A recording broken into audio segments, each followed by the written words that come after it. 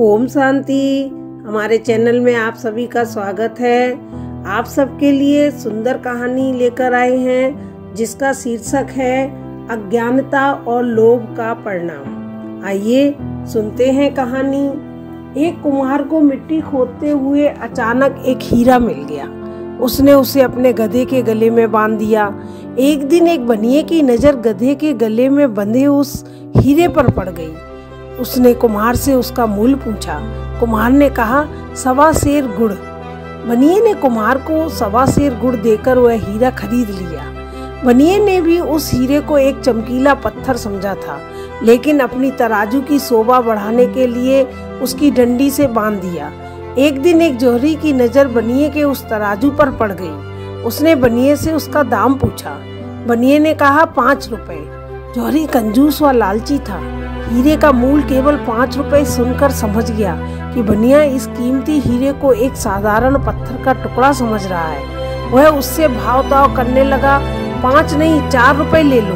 बनिए ने मना कर दिया क्योंकि उसने 4 रुपए का 1.25 सेर गुड़ देकर खरीदा था। जौहरी ने सोचा कि इतनी जल्दी भी क्या है, कल आकर फिर कहूँगा। यदि नहीं मानेगा तो 5 रुपए देकर खरीद लूँगा।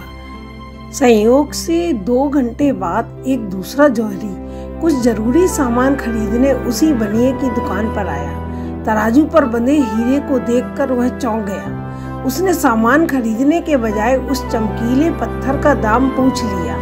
बनिए के मुख से 5 रुपए सुनते ही उसने झट जेब से निकालकर उसे 5 रुपए थमाए और हीरा लेकर खुशी खुशी चल पड़ा। दूसरे दिन वह पहले वाला जौहरी बनिए के पास आया। 5 रुपए थमाते हुए बोला, लाओ भाई दो वह पत्थर। बनिया बोला, वह तो कल ही एक दूसरा आदमी 5 रुपए में ले गया। यह सुनकर जौहरी ठगा सा महसूस करने लगा। अपना गम कम करने के लिए बनिए से बोला, अरे मूर्ख, वह साधारण पत्थर नहीं, 1 लाख रुपए कीमत का हीरा था। बनिया बोला, मुझसे बड़ी मूर्ख तो तुम हो।